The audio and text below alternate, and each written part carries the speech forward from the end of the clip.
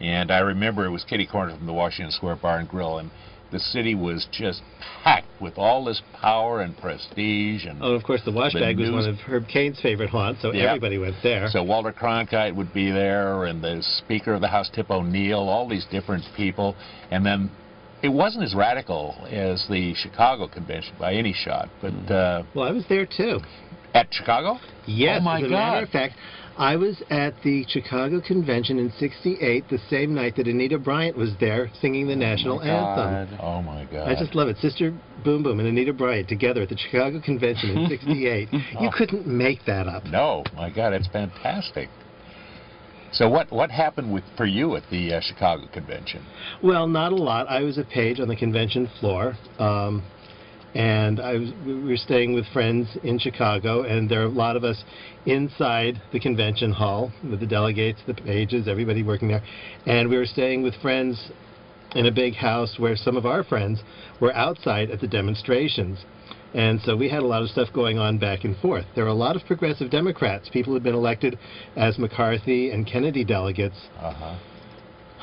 who were in total sympathy with the kids outside. And we were making connections in and out to keep things going and make things inside a little more exciting than Mayor Daley would have wanted them.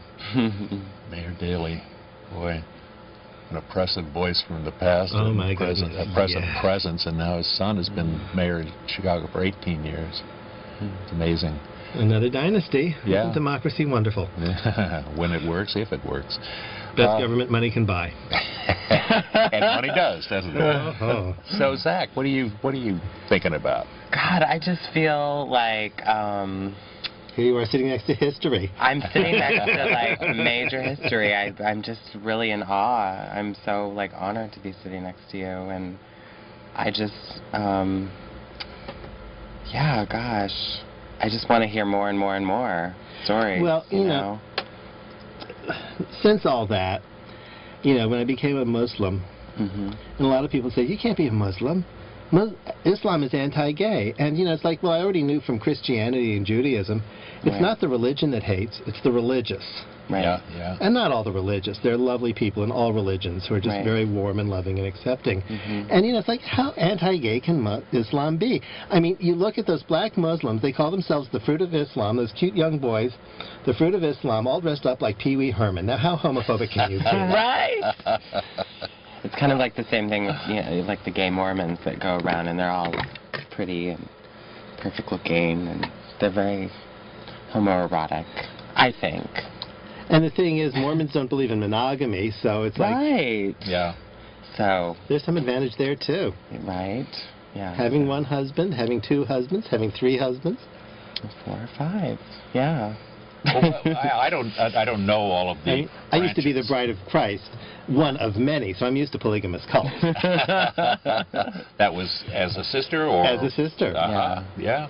No, Muslims aren't brides of Christ. No, I didn't think they were. But no, we honor Jesus as a prophet, but not like the Christians do. Right. So, what drew you to become Muslim, and what's the process of like converting? The process is very easy. All you have to do is say La ilaha illallah wa Muhammad Rasulullah and mean it. It helps if you understand what it means. And what does it mean? It means there is no God but God, and Muhammad is his prophet. And it all started with my travels around Turkey, and later some schooling in Morocco, and just wanting to know more about Islamic culture. The trip to Turkey was a fabulous fluke, really.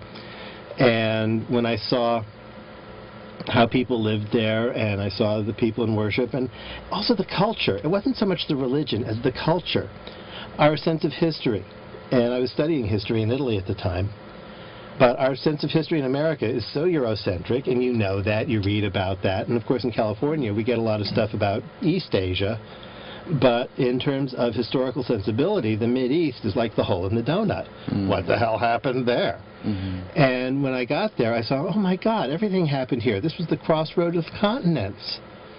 And so I continued my historical studies looking into the Mideast, Mideastern cultures, history, and of course there you have to learn about Islam to understand the context and the cultures. And the more I learned about it, the more sense it made. I was very happy being a Catholic. I had no intention of converting. But then I just came to a point where Islam just made more sense than Christianity. For one thing, at least in Sunni Islam, there's no religious hierarchy. And this is one of the reasons you've got all these people running off interpreting Islam the way they like, sometimes in very dangerous ways.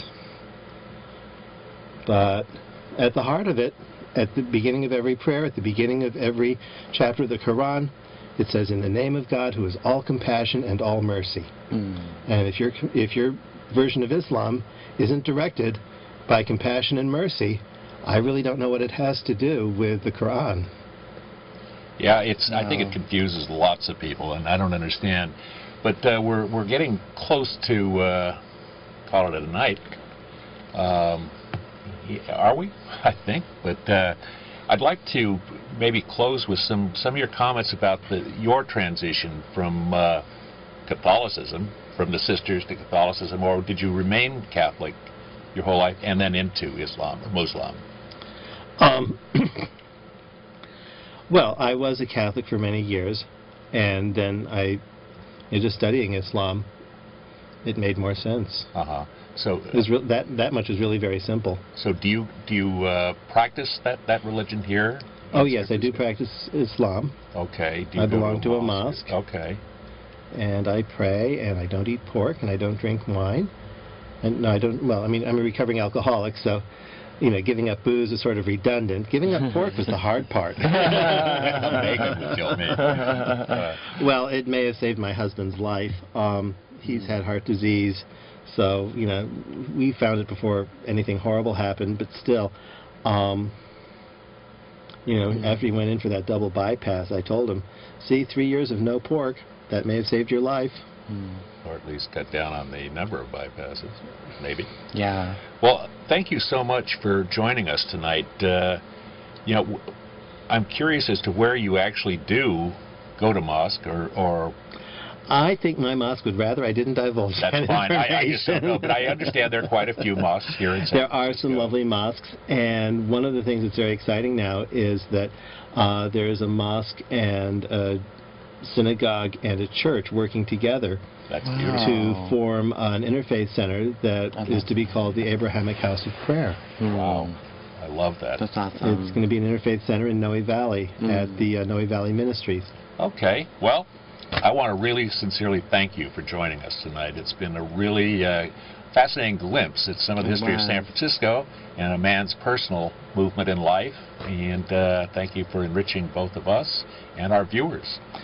Well, thank you so much for having me. Yeah, thank you so much. And continued good fortune, and congratulations on your marriage, too. Yes. And God bless you all. Well, God 14 years we've been together. That's beautiful. That's 14 and a half now, and we've got 2 darling little doggies, and life's gotten very dull. I'm not complaining. Well, thank you again, and please tune in again for the Drag Show with Zachary Davenport, Stu Smith, Labeline, and Wanda Lust. Thank you. See you next time. All right.